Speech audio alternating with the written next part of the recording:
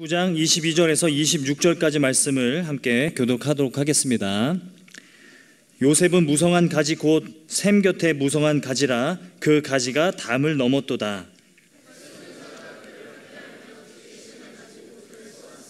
요셉의 활은 도리어 굳세며 그의 팔은 힘이 있으니 이는 야곱의 전능자 이스라엘의 반석인 목자의 손을 힘입음이라.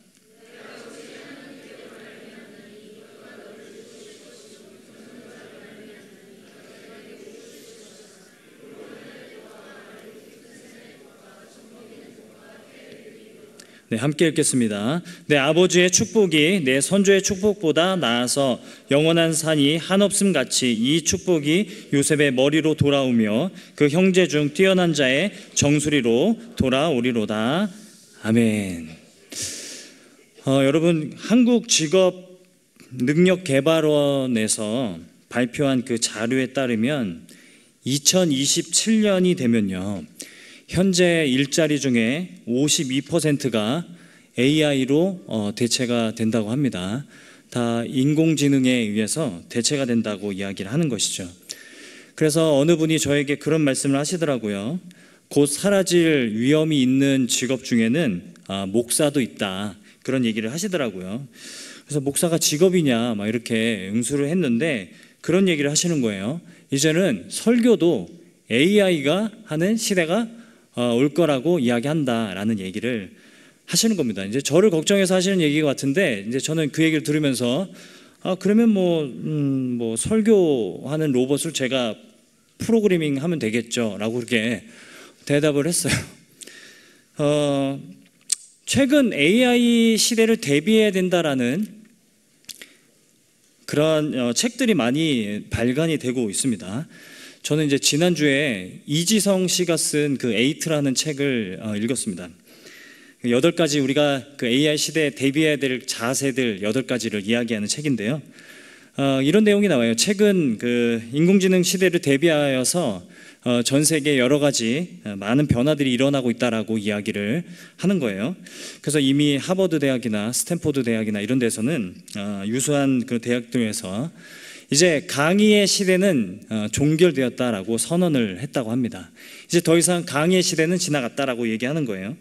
이제는 주입식의 어떤 지식을 전달하고 지식을 가르치는 그런 주입식의 강의의 시대는 다 지나갔고, 이제는 사람의 공감과 그리고 창의력과 소통을 위한 그런 수업들을 많이 늘려야 한다라는 이야기를 하고 있다고 하고, 그런 변화가 지금 일어나고 있다고 합니다.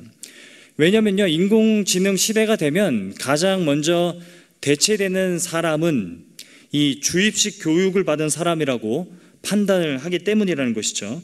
그래서 인공지능이 따라올 수 없는 분야가 딱 있는데, 인공지능이 아무리 발달해도 사람만큼 할 수 없는 게 딱 2가지가 있는데, 그것이 무엇이냐면 공감과 창의력이라고 합니다. 공감과 창의력, 이 2가지를 좀 교육하는 그런 일들을 많이 해야겠다라는 생각을 사람들이 한다라는 거죠.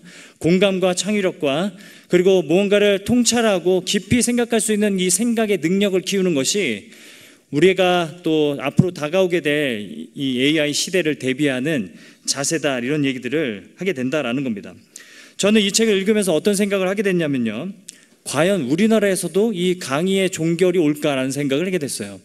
여러분, 앞으로 오히려 더 AI 시대를 대비하기 위한 강의들이 더 많아지지 않을까 하는 생각을 하게 되고, 공감 능력 과외 이런 것들이 더 생겨나지 않을까, 창의력 과외, 창의력 강의, 이런 것들이 더 많이 개설되지 않을까 하는 생각을 하게 되었다라는 겁니다.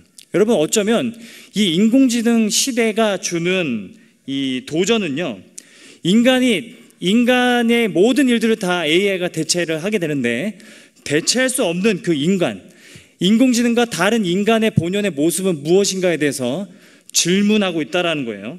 과연 인간다움은 무엇일까요? 우리가 인간답게 살아간다라는 건 무엇일까요?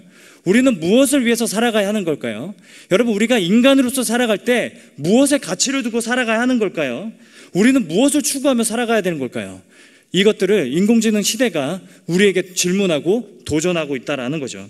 여러분, 우리가 걱정해야 될 것은 직업이 대체되는 게 아닙니다. AI로 우리의 직업이 대체되는 것을 걱정할 것이 아니라 여러분, 인간성이 상실되는 것을 우리가 걱정을 해야 되지 않는가라는 생각을 해보게 된다는 거예요. 여러분, 이미 사람들은 AI처럼 살아갑니다. 여러분, 많은 사람들이 지금 이미 인공지능처럼 살아간다는 거예요. 여러분, 그냥 자기 일, 내가 해야 될 일, 내가 다른 사람보다 뒤처지지 않고 어떻게 하면 경쟁에서 살아갈 수 있는가, 내가 어떻게 하면 좋은 스펙을 갖출 수 있는가, 어떻게 하면 다른 사람보다 뒤처지지 않는가, 자기 일에만 관심을 내고 열심을 내고 그렇게 살아가는 모습이 여러분 곧 이 책들에서 말하는 대체될 수 있는 AI와 같은 그런 인생들이라고 이야기하는 것이죠. 여러분, 하나님은 사람을 사람 되게 하는데 관심이 있으십니다. 여러분, 창세기는 우리가 오늘 이제 49장을 이제 드디어 하게 되는데요. 창세기를 보게 되면 하나님은 인간을 하나님의 형상으로 창조하셨습니다. 그 자체가 인간에게는 귀한 가치가 있다라는 거죠. 하나님의 형상다운 모습으로 인간을 창조하시고 만드셨다라는 거예요. 하지만 하나님을 떠나서 스스로 주인이 되려고 하는 그 죄성이 하나님과 우리 사이를 멀어지게 했고, 그러므로 참 많은 죄의 열매들이 맺어지게 됐습니다. 그래서 하나님께서 하나님의 열심으로 다시 사람들을 돌이켜서 하나님의 형상다운 모습으로 회복시켜 간다는 게 여러분 창세기가 말해주고 있는 내용이라는 것이죠. 여러분, 그런데 우리는 하나님이 무엇을 통해서 우리들을 연단시키는지를 또 궁금해하게 됩니다. 하나님께서 우리를 어떻게 변화시키는 걸까요? 여러분, 2019년 이제 12월입니다. 여러분, 올 한 해를 살아오시면서 많이 변화되셨습니까? 많이 하나님의 성품을 닮아가고 계십니까? 예수님의 성품을 닮아가고 계십니까? 여러분은 변화하셨습니까?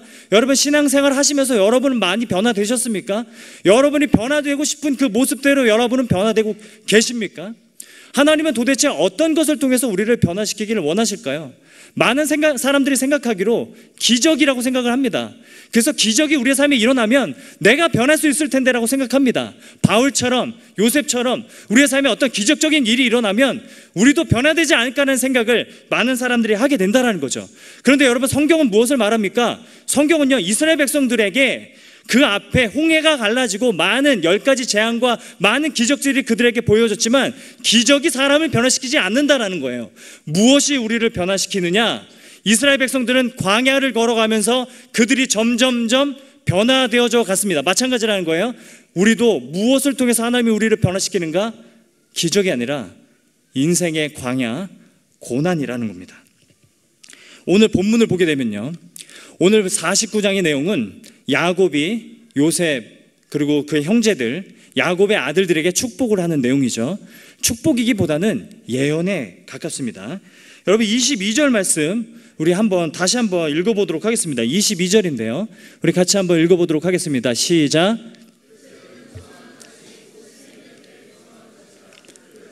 담을 넘었도다. 여러분, 22절을 보면 요셉을 뭐라고 표현합니까? 무성한 가지라고 이야기합니다. 여러분, 무성하다는 것은요, 많은 열매를 맺고 있는 그런 가지, 그런 존재, 그런 아들이 되었다라는 그런 의미예요. 그런데 그 뒤에서 뭐라고 얘기하냐면 샘 곁에 무성한 가지라고 이야기합니다. 여러분, 샘이라는 게 이게 어떤 의미일까요?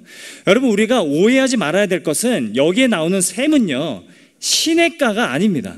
그러니까 그냥 어떤 평화로운 그런 이미지들을 우리들에게 설명하고 있는 게 아니라는 거죠. 여러분, 이 히브리어로 아인이라는 단어입니다. 여기서 샘이라는 단어가 히브리어로 아인입니다. 근데 이 아인이 성경에서, 구약 성경에서 쓰일 때 대부분은 이 눈을 가리킵니다. 그런데 간혹 이제 샘, 또 우물을 가리킬 때가 있다라는 거예요. 그래서 정확히 번역을 하면 요셉은 우물 곁에 가지, 이렇게 번역을 할 수가 있어요. 더 정확히 번역을 하면 요셉은 우물 속에서부터 자라나는 가지, 이런 뜻이라는 거죠. 그러니까 요셉이 평화롭고 평온한 그런 상태에서 열매를 맺어간다는 말씀이 아니라 요셉은 깊은 웅덩이, 깊은 우물 밑에서부터 자라 올라오는 가지라고 얘기하고 있는 겁니다. 제가 이집트 왕자 2탄이 있더라고요. 저는 이제 모세가 나오는 1편만 봤었는데 2편이 있더라고요. 저희 애기들이 보길래 이제 따라 봤었는데 그 이집트 왕자 2편을 보게 되면 요셉 이야기가 나옵니다. 그런데 그 중에서 요셉이 이제 형들에게 팔려가가지고 구덩이에 딱 떨어졌을 때 요셉이 이제 그 구덩이 안에서 나무를 심어요. 근데 그 나무가 점점 자라는 그런 이미지들을 그 애니메이션 안에서 그려내고 있어요. 딱 그런 모습이라는 거죠. 요셉은 우물 밑에서부터 그 우물을 타고 점점 올라오는 그 가지의 모습을 지금 그리고 있는 겁니다. 여러분, 이것이 무엇을 표현하고 있는 거냐면요, 요셉은 유복한 가정에서 평안한 가운데서 열매 맺는 존재가 되었다는 게 아니라 수많은 고난을 뚫고 올라와서 결국은 열매 맺는 존재가 되었다라는 것을 말씀하고 있다라는 거예요. 여러분, 그 가지가 어떻게 되었습니까? 담을 넘었다라고 얘기하고 있어요. 담을 넘었다고 얘기하고 있어요.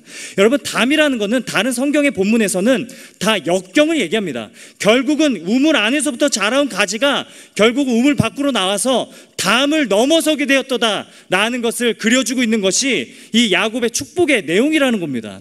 요셉은 많은 고난을 딛고 결국 열매를 맺는 존재가 되었다라고 말씀하고 있다는 거죠. 고난을 딛고 역경을 뛰어넘어서 마침내 열매 맺는 존재가 되었다라고 이야기하는 겁니다. 그런데 23절에 그가 고난을 당하는 모습들을 그리고 있는데요, 23절을 같이 한번 읽어보도록 하겠습니다. 같이 한번 읽겠습니다. 시작. 활 쏘는 자가 그를 학대하여 적개심을 가지고 그를 쏘았으나 요셉의 활은 도리어 굳세며 그의 팔은 힘이 있으니 라고 이야기합니다. 여러분, 많은 사람들이 요셉을 공격했다라는 거예요. 활에 쏘아서 많이 공격했다라는 겁니다. 그런데 그 뒤에 뭐라고 얘기합니까? 요셉의 활은 굳세였다라고 얘기하고 요셉의 팔은 굳세였다라고 이야기하는데, 이것이 무슨 의미냐면요, 요셉은 더 강하게 활을 쏘았다라는 얘기가 아니라 다른 사람들이 요셉을 공격했어도 요셉의 활은 움직이지 않았다는 겁니다. 그러니까 쉽게 얘기하면 요셉은 많은 사람들의 공격 안에서도 요셉은 보복하지 않았다는 것을 말씀하고 있는 겁니다. 무엇이 요셉을 그렇게 만들었을까요?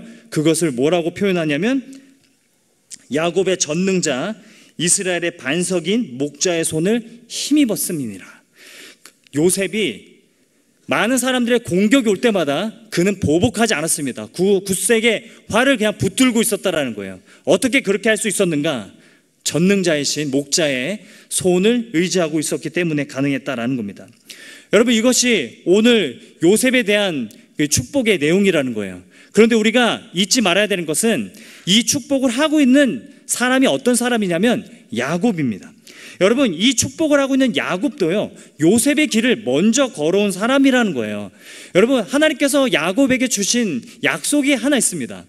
제가 이 말씀을 작년 송구영신 예배 때 뽑았어요. 작년 송구영신 예배 때 말씀 카드를 뽑았는데 딱 이 말씀이었어요. 그 말씀이 어딘지 한번 찾아봅시다. 28장입니다. 앞으로 넘어가셔서요, 창세기 28장으로 잠깐 넘어가겠습니다. 구약성경 40면에 있습니다. 창세기 28장 15절입니다. 15절 말씀을 우리 같이 한번 읽어보도록 하겠습니다. 아직 안 찾으셨죠? 네. 자, 다 찾으셨으면 한번 함께 읽어보겠습니다. 시작. 내가 너와 함께 있어 내가 어디로 가든지 너를 지키며 너를 이끌어 이 땅으로 돌아오게 할지라. 내가 내게 허락한 것을 다 이루기까지 너를 떠나지 아니하리라 하신지라. 여러분, 이 말씀이 굉장히 축복을 담고 있는 말씀처럼 보이잖아요. 그렇죠? 이 말씀을 뽑고 많은 사람들은 좋아할 겁니다. 내년 한 해 정말 형통한 일이 많겠구나. 그런데 여러분, 창세기의 스토리를 다 아는 분들은 이 말씀을 볼 때 두려움을 느낄 겁니다. 이 말씀은요, 정말 무서운 말씀이에요. 왜 그러냐면 여러분, 창세기 28장 15절 이 약속 다음에 나오는 사건들이 어떤 사건일까요? 야곱은 이제 라반의 집에 가게 됩니다. 거기서 정말 많은 고생들을 하게 돼요. 그리고 레아와 라헬 사이에서 많은 고생들을 또 하게 됩니다. 그리고 다가오는 에서와의 관계 속에서 많은 고생들을 하게 된다는 거죠. 여러분, 하나님께서 이 말씀을 통해서 주시고자 하셨던 말씀은 뭐냐면 내가 너를 떠나지 않고 내가 너에게 허락한 것을 다 이루겠다. 이 말은 어떤 의미냐면 내가 너에게 이제 축복만 주겠다라는 얘기가 아니라 내가 너를 떠나지 않고 내가 너에게 허락한 것, 너를 연단시켜서 너를 반드시 다른 사람들을 축복하는 자로 만드는 것, 너를 야곱이지만 너를 이스라엘로 만드는 것, 그것을 내가 너에게 허락하였고 그것을 이룰 때까지 너를 떠나지 않겠다라는 말씀입니다.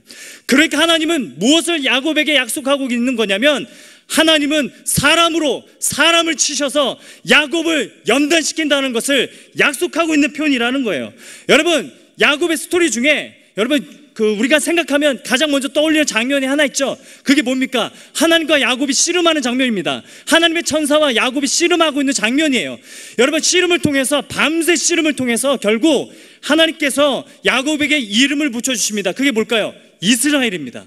여러분, 이스라엘 할 때 엘은요, 주어가 되기도 하고 목적어가 되기도 해요. 그래서 이스라엘은 두 가지 중의적인 의미를 갖습니다. 하나는 뭐예요? 하나님께서 싸우신다. 두 번째는 하나님과 싸우다. 두 가지 의미를 갖는다는 겁니다.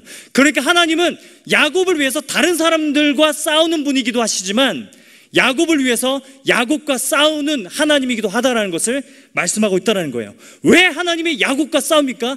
야곱을 꺾어서 연단시켜서 당신의 백성으로 만드시기 위해서, 이스라엘 만드시기 위해서 하나님이 야곱과 씨름을 걸어 오신다라는 것이죠. 하나님은 이처럼 때로는 우리들과 싸우십니다. 우리들과 싸우러 오십니다. 그래서 우리를 다듬어서 열매 맺는 존재로 만들어 가신다라는 거예요. 여러분, 신앙생활 하면요, 정말 많은 관계의 문제들을 겪습니다. 정말 회사 다니거나 학교 다닐 때 정말 이 관계 문제가 너무 힘들어서 너무 지치고 힘들 때가 너무 많았습니다. 사람 때문에 마음고생할 때가 정말 많죠. 여러분, 그럴 때 저는 어떻게 기도를 해왔냐면, 하나님이 대신 보복해 주신다고 말씀하셨으니까 이제 밤마다 기도하는 거죠. 하나님, 대신 좀 싸워주세요. 저 자식들과 대신 좀 하나님께서 싸워주세요. 이렇게 기도할 때가 정말 많았다는 거예요. 시편을 읽으면서 다윗이 그 대적자들을 향해서 하나님, 저들의 일을 꺾어주시고 저들을 단단히 혼내주십시오, 이런 기도를 하는 걸 보면서 더 용기를 얻고 그런 기도를 많이 해오고 있습니다. 제가 사역을 하면 그런 일은 없을 줄 알았어요. 그런데 여러분, 사역을 하니까요, 아니나 다를까 더 많습니다. 관계 어려움이 더 많게 된다는 거예요. 어떤 어려움까지 이제 가중되게 되냐면, 제가 가끔은 이 목사라는 이 직업이 뭘까라는 생각이 들 정도로 제가 하나님의 어떤 변호사가 되는 것 같은 그런 기분이 들 때가 많다라는 거예요. 그래서 어떤 생각을 하게 되냐면, 많은 청년들이 저에게 와서 그렇게 얘기해요. 왜 하나님은 왜 저한테 이렇게 고난을 주신지 모르겠다. 그러면서 왜 하나님은 나한테 그래요?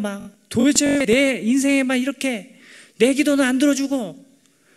근데 가만히 들어보면요, 그때는 몰랐는데 지금 생각해보면 저한테 화를 내고 있는 것 같아요. 그냥 저한테 와서, 하나님은 안 보이니까 저한테 와서 화를 내고 있는 것 같다는 생각이 들 때가 많았다는 거예요. 그래서 가끔은 그런 생각도 들죠. 아니, 왜 나한테 그래? 내가 안 그랬어 라고 얘기하고 싶을 때도 많았다는 거예요. 내가 한 거 아니야. 너가 결정했잖아. 가끔은 이제 그런 청년들도 있어요. 왜 안 말리셨어요? 왜 저를 안 말리셨어요? 아니, 제가 그 회사 가는 걸 왜 안 말리셨어요, 목사님? 왜 어떻게 그럴 수가 있어요? 다 아시면서 이러는 거예요. 내가 하나님이냐? 내가 하나님이냐? 왜 나한테 그러냐? 속으로는 이렇게 생각하죠. 그리고 이제 집에 와가지고 밤새 기도합니다. 하나님, 쟤랑 좀 싸워주세요. 제가 못 싸우겠습니다. 쟤랑 좀 싸워주세요. 그러면 하나님이 어떻게 하시냐면, 그날 밤에 항상 저를 어김없이 찾아오십니다.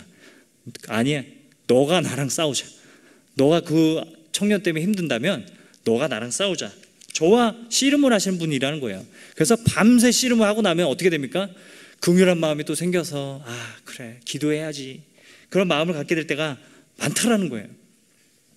여러분, 야곱은 그렇게 연단을 통해서, 고난을 통해서 다른 사람의 복을 빼앗던 자에서 복을 주는 자로 지금 서 있다라는 거예요. 이스라엘 자손들 앞에 지금 야곱은 서 있습니다. 그래서 이스라엘 자손들 앞에서 축복을 하는 존재가 되어 있다라는 거죠. 요셉도 수많은 고난을 통해서 결국은 무성한 가지, 열매 맺는 가지가 되었던 것처럼 야곱도 그런 존재로 변화되어졌다라는 겁니다. 여러분, 창세기 50장 한번 우리 가보도록 하죠. 창세기 50장입니다. 창세기 50장을 보게 되면요, 요셉이 나중에 고백하는 것이 있는데, 19절입니다. 50장 19절. 81면으로 가시면 됩니다. 50장 19절로 가서 한번 읽어보겠습니다. 19절입니다. 19절 20절을 우리 같이 한번 읽어보도록 하죠. 같이 한번 읽겠습니다. 시작. 요셉이 그들에게 이르되 두려워하지 마소서. 내가 하나님을 대신하리이까. 당신들은 나를 해하려 하였으나 하나님은 그것을 선으로 바꾸사 오늘과 같이 많은 백성의 생명을 구원하게 하시려 하셨나니 라고 고백하고 있더라는 거예요. 요셉이 이렇게 변화될 수 있었던 것은 수많은 역경 가운데서 하나님의 손을 의지함으로 역경을 이겨냈기 때문이라고 말씀하고 있다는 겁니다. 저는 오늘 창세기 49장, 우리가 편 49장이 우리에게 위로가 되는 이유가 무엇이냐면, 여러분 49장에 나오는 수많은 축복들은요, 그냥 이 축복이 아닙니다. 이건 예언이에요. 무엇을 예언하고 있느냐? 유다의 지파로 오시고, 그리고 이스라엘의 목자가 오시는 예수 그리스도를 지금 예언하고 있다는 겁니다. 근데 저는 이 사실이 굉장히 저에게 위로가 된다는 거예요. 왜 그러냐면, 여기서 축복을 받고 있는, 이 예언을 받고 있는 이 12명의 형제들이 어떤 형제들입니까? 서로 죽이려 하고 싸우고 서로 형제를 팔아버리고 이랬던 형제들이지 않습니까? 그 형제들을 통해서, 아니 그 가족을 통해서, 그 공동체를 통해서, 정말 엉망진창인 그 공동체를 통해서 하나님은 당신의 아들 예수 그리스도를 보내기로 하신다는 것을 예언으로 지금 듣고 있기 때문이라는 거죠. 그래서 우리들에게 이 49장이 위로가 된다라는 겁니다. 아무리 엉망인 공동체, 아무리 엉망인 삶이라도 하나님께 붙들리고 그의 손을 의지하면 하나님이 귀하게 쓰인다라는 것을 본문을 통해서 우리는 알 수 있다는 거죠. 저는 올 한 해 저에게 가장 위로가 되었던 말씀이 고린도후서 1장 5절 말씀입니다. 그리스도의 고난이 우리에게 넘친 것 같이 위로도 그리스도로 말미암아 넘치는도다, 이 말씀이에요. 그리스도의 고난이 우리에게 위로가 된다는 말씀입니다. 여러분, 왜 예수님의 고난이 우리에게 위로가 되는 걸까요? 여러분 한번 생각해 보세요. 예수님이 고난 받으신 것이 어떻게 우리에게 위로가 될 수 있는 걸까요? 여러분, 상대적으로 생각해서 그런 걸까요? 예수님께서 받으신 고난을 생각해 보면 나는 저 정도는 아니지, 내가 아무리 힘들어도 저 정도는 아니지, 그래, 그렇게 해서 여러분 상대적으로 비교해서 위로가 되십니까? 여러분 다 알잖아요. 그거는 몇 번만 그래요. 몇 번만, 예수님의 십자가에서 죽으신 그걸 생각해 보면 내가 지금 겪고 있는 고난은 아무것도 아니지, 처음 몇 번은 그렇게 생각할 수가 있는데 결국 다 무뎌져요. 여러분, 그 고난은요 비교의 대상이 아니에요. 자기 고난이 제일 힘든 거예요. 누구나 자기가 지금 겪고 있는 고난이 제일 힘든 법입니다. 저희 아들 녀석 6살입니다. 6살인데 좀만 힘들면 인생에서 가장 힘든 것처럼 말해요. 정말 불쌍한 것처럼 말해요. 요즘은 왜 자기 생일이 12월이냐고, 왜 이렇게 늦게 낳아줬냐고 막 뗐어요. 말도 안 되잖아요. 그래서 이제 저는 가끔 얘기합니다. 앉혀놓고, 엄마가 너를 낳으려고 얼마나 죽을 뻔했는데, 아빠도 옆에서 얼마나 죽을 뻔했는데 너는 그걸 생각 못하고 12월에 태어났다는 것만 생각하니? 라고 얘기하면 처음에는 그런가? 하고 눈물을 그치지만 몇 번 이거 써먹으면요 나중에 뭐라고 얘기하냐면 그렇지만 엄마는 우리를 사랑하잖아, 이렇게 얘기해요. 엄마는 우리를 사랑해서, 아빠는 우리를 사랑해서 그런 고통을 받을 수 있는 게 당연하잖아 라고 얘기한다라는 거예요. 뻔뻔해요. 그러니까 자기 고난이 제일 힘든 고난인 겁니다. 고난은 비교의 대상이 아닌 거예요.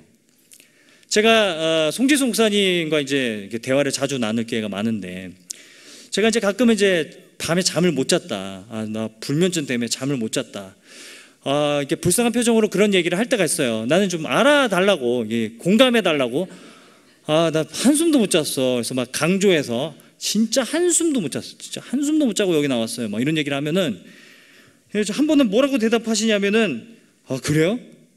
저는 머리만 대면 자는데, 이렇게 얘기하는 거예요. 그러니까 자기 고난이 제일 힘든 거예요. 남의 고난은 아무리 공감하려고 잘 공감이 안 되는 게 우리 인간의 한계입니다. 우리는 하나님이 아니잖아요. 이해해요. 송지수 목사님 이해합니다. 이해해요. 저도 송지수 목사님이 어떤 고난을 당하시면 잘 공감이 안 될 것 같아요. 아무튼 그렇다는 거예요. 여러분, 우리가 패션 오브 크라이스트나 이런 영화 보면은 예수님 얼마나 아프셨을까, 막 이런데 얼마나 아프셨을까, 어떻게 저길 매달려 계셨을까, 이런 거 생각하면 우리 고난이 아무것도 아닌 것처럼 여겨질 때가 많지만, 여러분 몇 번 안 가요. 패션 오브 크라이스트도요 처음 볼 때는 막 울었는데 두 번, 세 번 보니까요, 이제 눈물도 안 나요. 무뎌진다라는 거예요. 여러분, 예수님이 고난을 당하신 게 왜 우리에게 위로가 될까요? 여러분, 예수님이 고난 당하신 게 왜 우리에게 위로가 될까? 이 생각을 계속 생각해 보면 이런 결론을 내리게 돼요. 예수님이 고난을 당하신 게 우리에게 위로가 되는 것은 그 고난이 우리를 사랑하셔서 당하신 고난이기 때문이라는 거예요. 여러분, 요셉도 야곱도 그리고 고린도후서를 기록한 바울도 고난을 겪으면서 어떤 생각 때문에 가장 힘들었을까를 생각해 보면 이런 생각이 아니었을까 하는 생각을 해보게 됩니다. 고난 때문에 느껴지는 죄책감, 고난 가운데 느껴지는 버려진 것 같다라는 소외감. 사람들은요, 관계에 어려움을 겪을 때마다 항상 이 두 가지를 겪는다고 해요. 죄책감과 소외감입니다. 그냥 내가 혼자라는 거, 내가 너무 죄책감이 든다라는 거, 버려진 것 같다라는 거, 다 내가 잘못해서 내가 자업자득으로 다 얻고 있다고 생각을 한다라는 거예요. 그래서 내가 겪고 있는 어떤 고난은 요셉의 고난과는 차원이 달려서, 예수님과 고난에는 차원이 달라서 그냥 내가 다 자업자득으로 얻고 있는 거라고 생각하는 경우가 많다라는 겁니다. 다 아무런 의미가 없고 다 징벌이라고 생각한다라는 거예요. 근데 예수님께서 고난의 길을 가시는데 그 고난이 우리에게 위로가 되는 이유는 무엇이냐면, 우리가 당하는 고난이 예수 그리스도 안에서는 새로운 의미를 갖게 됩니다. 어떤 새로운 의미를 갖게 되냐면 징벌이 아니라 누군가를 회복하기 위한 걸음이라는 사실을 깨닫게 된다는 겁니다. 여러분, 우리가 고난을 받을 때 예수 그리스도 안에서 우리가 고난을 받는다면 우리의 고난이 징계의 걸음이 아니라 누군가를 회복시키기 위한 걸음일 수도 있다는 것을 우리는 생각하게 된다는 것이죠. 여러분, 우리 성경 말씀을 한 구절 더 찾아보도록 하겠습니다. 이 사실을 보여주는 말씀이 있는데 이사야서입니다. 이사야서 53장인데요 구약 성경 1033면에 있습니다. 우리 이사야서 말씀을 찾아서 함께 읽어보도록 하겠습니다.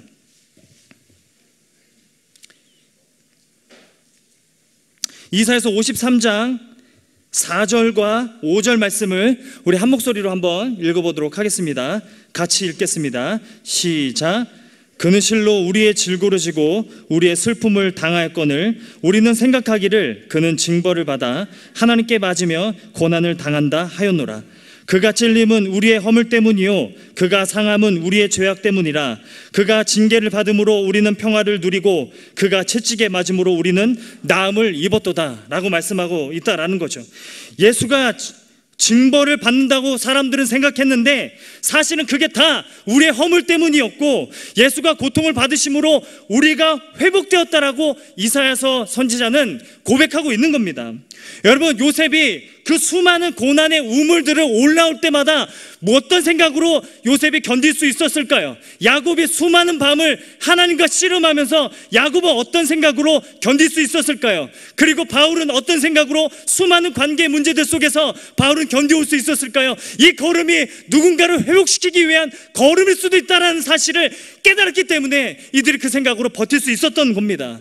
여러분의 고난이 예수 그리스도 안에서 당하는 고난이면 그것은 누군가를 회복시키는 고난이 될 수 있습니다. 우리도 예수님이 걸어가신 그 걸음처럼 우리 또한 다른 사람들을 회복시키기 위한 고난을 우리가 살아갈 수 있는 거죠. 그러기 위해서 우리는 날마다 사람과 싸우면 안 됩니다. 여러분, 제발 사람과 싸우지 마시고 하나님과 싸우세요. 하나님과 싸워야 우리가 꺾일 수 있습니다. 우리가 꺾여야만 우리도 다른 사람을 회복하기 위한 회복의 걸음을 걸어갈 수 있게 된다는 거예요. 그게 다 징계의 걸음이 아니라 회복의 걸음을 우리가 걸어갈 수 있게 된다는 겁니다. 여러분, 우리가 예수 그리스도를 더욱더 붙잡고 함께 동행함으로 걸어갈 때 우리는 우리의 걸음을 통해서 징계의 걸음이 아니라 그냥 무의미한 고난의 걸음이 아니라 누군가를 회복시키기 위한 걸음이 될 수 있다는 것을 기억하는 저와 여러분 되기를 간절히 소망합니다. 말씀을 맺도록 하겠습니다. 저는 사역을 해오면서 항상 처음부터 가지고 있었던 기도 제목이 하나 있습니다. 처음 사역을 시작하면서 지금까지 계속 가지고 있는 기도 제목이 하나 있습니다. 저는 여러분들이 다 사이좋게 지내셨으면 좋겠습니다.